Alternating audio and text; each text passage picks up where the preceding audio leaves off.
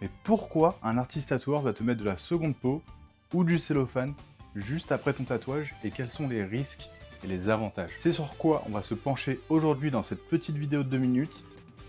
C'est parti, ça part. Bon, on va commencer par le classico.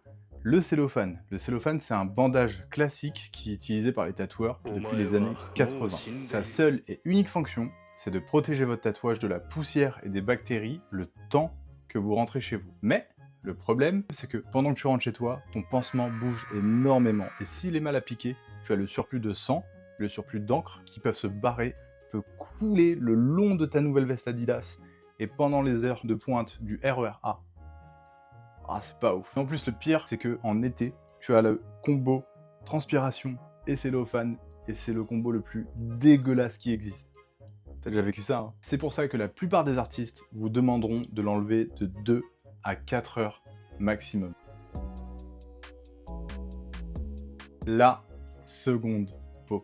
C'est un film adhésif médical, donc tu as les marques comme Saniderm ou Dermalives, et ça, c'est plus rassurant quand tu l'appliques sur une plaie qui est complètement ouverte. L'avantage, c'est que c'est conçu pour protéger ton tatouage, et c'est complètement imperméable à l'eau et aux microbes. Ce qui rend la seconde peau ultra efficace, c'est qu'elle emprisonne le sang et les surplus d'encre, contrairement au cellophane. En gros, tu as les fluides qui se sécrètent naturellement dans ton corps, et en fait, grâce au bandage, ça se focus naturellement à l'intérieur de ce bandage pour faciliter ta cicatrisation. Et le résultat, c'est que tu as moins de croûte, moins de démangeaisons et une meilleure rétention de l'encre. Et parfois, ton corps, c'est un petit mesquine. Et la vie va te donner un cadeau que l'on appelle l'allergie. Non! La seconde peau, c'est la méta absolue, mais parfois, ça a ses inconvénients. Tu as un gros pourcentage de personnes qui ne supportent pas du tout l'adhésif. Tu peux taper des rougeurs, des démangeaisons, c'est des petits boutons là autour de ton tatouage. Mais ne panique pas, ce n'est pas une allergie à l'encre, c'est une allergie à la seconde peau. Si un jour ça t'arrive, panique pas, c'est pas grave. Tu as juste à nettoyer ton tatouage bien comme il faut sous la douche. Ensuite, tu as juste à t'assurer que toutes les petites parties de l'adhésif s'enlèvent et tu verras, ça s'en ira naturellement et tu t'abonneras à la chaîne et tu mettras un petit pouce bleu. Merci. D'ailleurs, si tu te demandes comment éviter ce genre de bourbier, j'ai fait une vidéo sur les 5 erreurs à éviter juste avant un tatouage.